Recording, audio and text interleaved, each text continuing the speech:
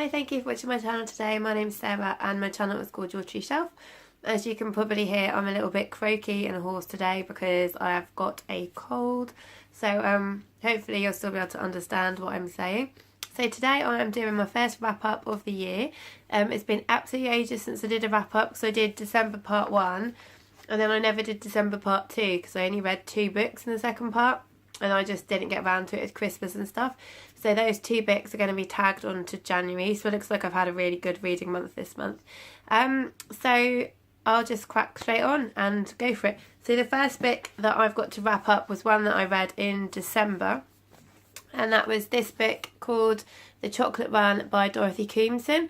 This is a book which is a romance novel. It is about a girl called Amber who basically has a best friend called Greg, who is somebody who doesn't really commit to relationships, sleeps with loads of women, and Amber and Greg at the beginning of the book have a one-night stand, and then it's basically like the whole book's about their relationship in terms of how it changes things and whether they should be a couple, whether they will be a couple, and also Amber's relationship with her best friend who's called Jen, and her best friend's boyfriend who is the best friend of Greg, but who Amber doesn't really get on with very well, and it explores both female relationship and the relationship between the couples.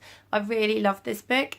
The one negative I would say about it, it's called The Chocolate Run because Amber loves chocolate and she compares people to the kind of chocolate she thinks they are, and I think that was the only bit of the book which I thought was kind of rubbish, because it's basically a plot device, because there's a bit in there near the kind of 3/4 of the way through where chocolate has a part to play in the story, and it's kind of used just as a plot device to get to that point. So I knocked a star off for that. I think I only gave it 4 stars. I think it's been a while now, but I really loved it. I couldn't wait to get back to it. It's quite pacey, and I love a romance, and so yeah, it ticked all the boxes for me. The second one I read is one I have mentioned before in my books of the year, and this is a book called Tuesdays with Morrie by Mitch Albom. So I won't talk about it in huge depth, but basically this book is so special. It's a non-fiction book, and Mitch Albom was a student at Brandeis University in America, and he had a teacher called Morrie who meant a lot to him and who's a really inspirational teacher. And when he left university, he said that he was going to keep in touch with Morrie, and then time just passed. About 15-20 years passed and they hadn't kept in touch, and then he heard that Morrie was dying of motor neurone disease, so he went to see him, and then he just really reconnected with him and why he loved him so much when he was his teacher. And then he basically started going to visit him every Tuesday, which involved flying to see him. And it's about the life lessons that Morrie taught him. So there's chapters on things like family, love, regret, marriage, children, work. There's all different kind of chapters, and Morrie is just this gorgeous character. He's really wise, and he's just so, the things he says are so simple yet so beautiful. So the subtitle is An Old Man, a Young Man, and Life's Greatest Lesson. I'd really recommend this. It's 20 years old, this book now, and I think it's just completely as relevant now as it ever was. The next book I read, I picked up because I went to a stately home, a National Trust home at Christmas time, and I think it was so atmospheric that I just really wanted to read a book which was set in that environment to kind of take me back there. And so I chose this book, which I'd had on my backlist for quite a while, and is Brideshead Revisited by Evelyn, Waugh. So I've never seen the film or anything, so I was going into it fresh.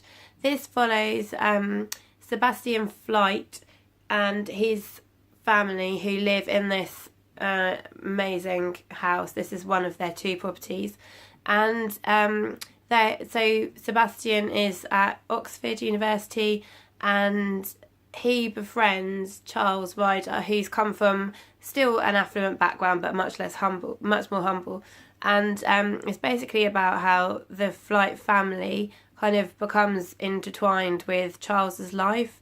Sebastian is a really eccentric character. He's an alcoholic, and the alcohol is really his downfall. And it talks about how their time at Oxford, and then it goes on to the future. It talks about their parents and his sister Julia. And basically they're a pretty screwed up family. They've got lots of trouble communicating with each other. They're very eccentric.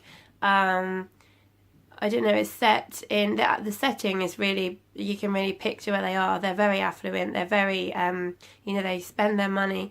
They kind of live in a very different world to the world that I've grown up in and live in. But I really enjoyed the story. I gave it, I think I initially gave it 4 stars, and then I downgraded it to 3 because I forgot about them all quite easily after I finished. But as my first Evelyn Waugh, I've got another one of his books, Scoop, which I haven't read yet, so I'm looking forward to that. I'll definitely read more of his work. And he wrote this when he was on leave from the war because of an injury. That's when he wrote this book. So it does feature the war as well. So yeah, I'd recommend it. I enjoyed it, but I didn't love it. The next book just gets a really brief mention because I've done a whole video just about this book, so I don't need to go into it in any depth at all. That is The Untethered Soul by Michael Singer. It's a very special book for me. It taught me a lot. It's about how to free yourself from your mind, basically, and get back to your how would I phrase it? Your soul, I guess, rather than just listening to your mind chattering the whole time. But it's about getting a lot deeper and how that can be used in your everyday life to sort of help you live a more peaceful and soulful life, and that's right up my street. So as you can see, I marked a lot of the pages because they had a lot of meaning to me, and if you're interested in hearing more, I've made a whole video about it, which you can watch. So the next book that I got was one that I got from the library, which I've now taken back. It was an absolutely fantastic book, which I love to pieces. 5 stars, probably be on my books of the year list already, I'm saying that. And that was Big Bones by Laura Dockrill. The reason I heard about this book was because Lauren from Lauren and the Books has been talking about it a lot last year, and it made her books of the year list. So when I saw that it was at our library, I picked up a copy and I absolutely loved it. It's about it's a YA book. It's about a girl called Bluebell, who's sometimes known also as Big Bones. She's overweight, and it starts by her having a big asthma attack, and she's taken to the doctors by her mum, and she sees one of the nurses who basically says to her, you have to lose weight. And Bluebell's really body confident, and she wants to be healthy, but she doesn't want to actually lose weight because she feels like she's happy with how she looks. And the nurse asks her to keep a food diary. So her mum, she also wants to leave school at 16 and get an apprenticeship because she doesn't feel that school is the place where she's really fulfilled. And her mum says to her, I will let you do that if you keep the food diary and if you join the gym. So the food diary becomes the book. So it's not by any means a list of things that she eats. Each chapter is entitled a food or a drink or a type of food. And it's basically like she uses that to tell little stories about what's going on through her life through a food. So like if for instance it was Mexican food, it would be because she's gone out with her best friend and they're having Mexican food, and then she'll talk about like everything that's going on and their conversation and everything. But her descriptions of food are just absolutely like amazing. It makes you feel so hungry. It's a real love letter to food, this book. All of the descriptions, like how she links the food with the emotion that you feel and like the comfort you can get from different types of food. And she talks about how much she loves cooking, and as she cooks the food you feel like really like you can feel her passion for the food. And it's just it's such a good book. I absolutely loved it, and it's full of body confidence stuff, which I think is really great. So I think this would be an amazing book for young people to read as well, to try and help them feel more comfortable in their bodies. And can't give it enough big enough thumbs up. Absolutely loved it. I then followed that with another library book which I really didn't like, and I actually wanted to give it a kick afterwards, which is not like me. And that was got Symmetries by Jeanette Winterson. I really loved Oranges Are Not the Only Fruit by Jeanette Winterson, which is semi-autobiographical. And so I picked this up again when I saw it in the library. It really got up my nose. Basically, the writing is wonderful. It's really good. It's basically about a woman called Stella, a woman called Alice, and a man called Jove. And Jove and Stella are married, and Alice has an affair with Jove and then begins also having an affair with Stella. And it's kind of about this three-way love triangle. So it's also about, they're physicists, and there's a lot in it about the universe and about physics, which I found really interesting because it's not done in a textbook way at all. I did find that enjoyable, and I found the stuff about the universe was really fascinating.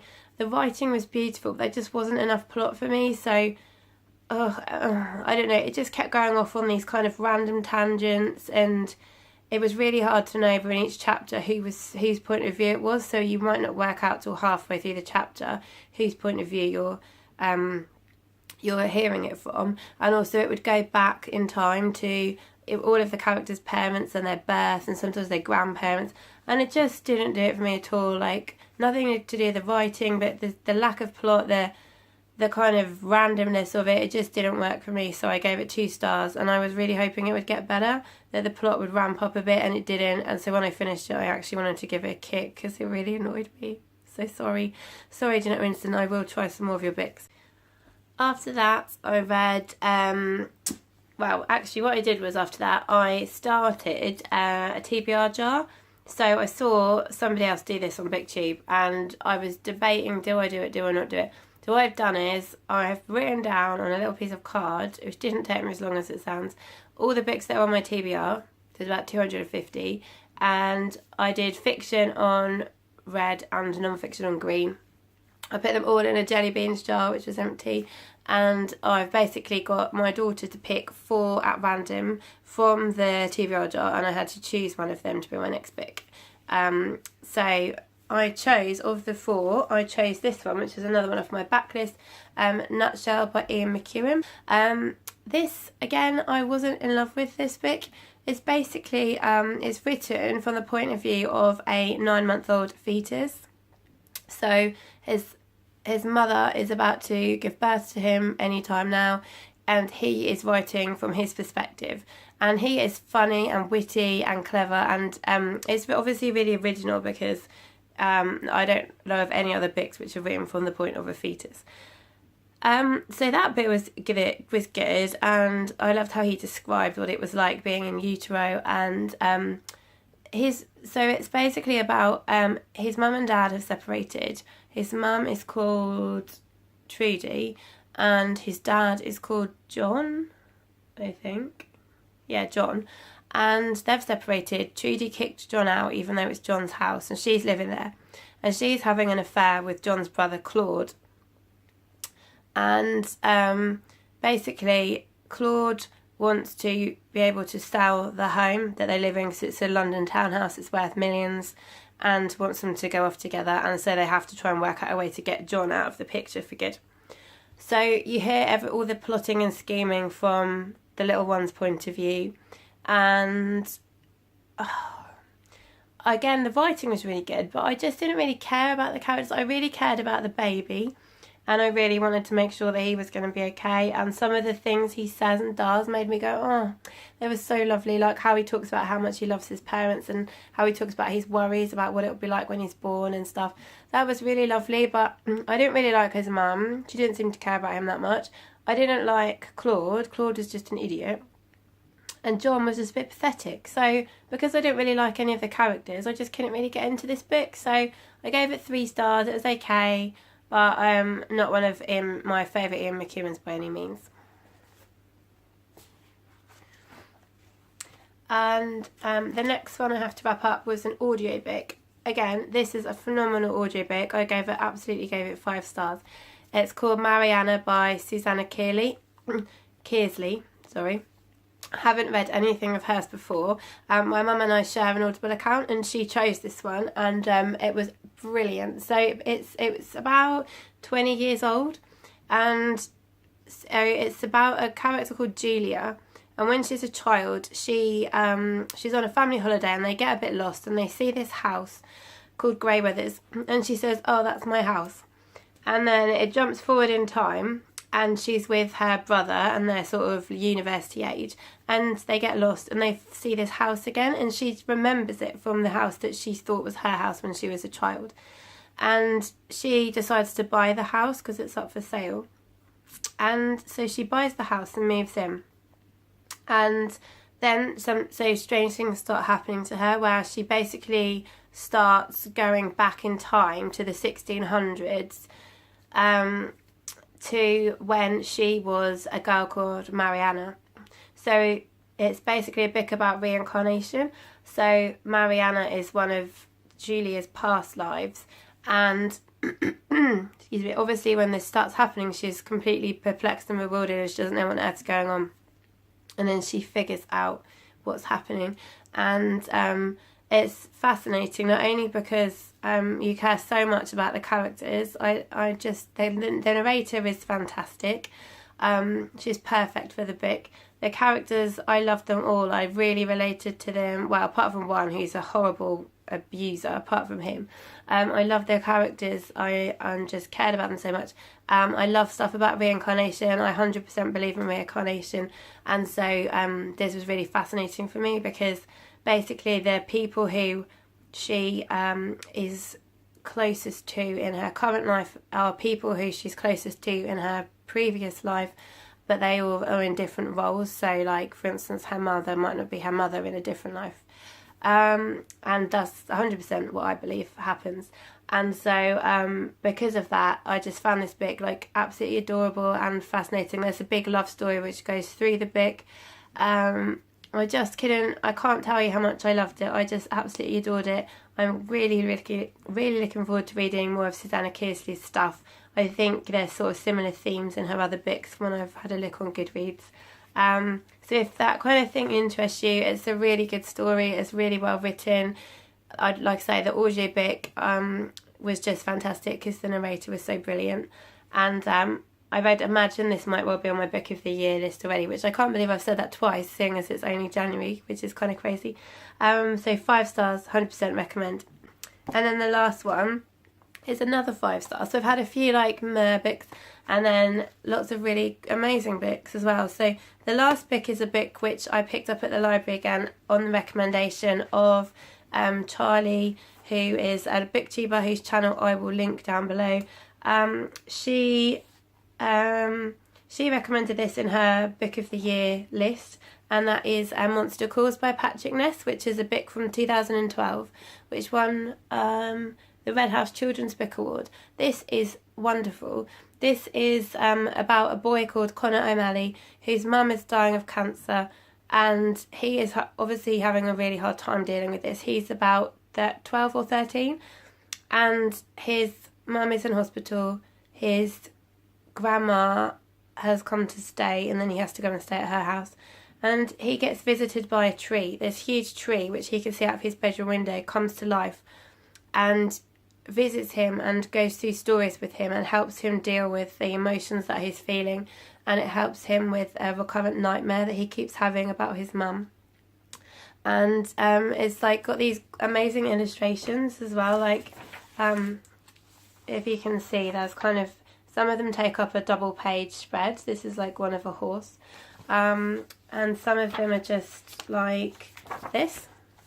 So they really provide atmosphere to the book. I read this in 2 days. There's a couple of 100 pages, but I just couldn't stop. It was so beautiful. The end of the book, I was like crying my eyes out. It was just like the relationships, the feelings, and how he really gets inside Connor's head, how he gets inside this 12-year-old boy's head. The idea for the story was from Siobhan Dowd, and I haven't read any of her books, but I think she died of cancer at quite a young age, and she had the idea for this book and never got to do it because of her illness, and so she asked Patrick Ness to write the book on her behalf. And there's a little bit about that at the beginning, and so I'd be interested to check out some of her work. But this was just beautiful, and obviously, if you've gone through this or you know people going through this, it might be really hard to read. It was hard to read for me, but so worth it. And I think obviously it would have to be for the right child, the right age, the right circumstances, but for children who are losing a parent or have lost a parent, this book is the kind of thing that might really help them with dealing with how they feel. So it's sad, but definitely worthwhile, and 5 stars again.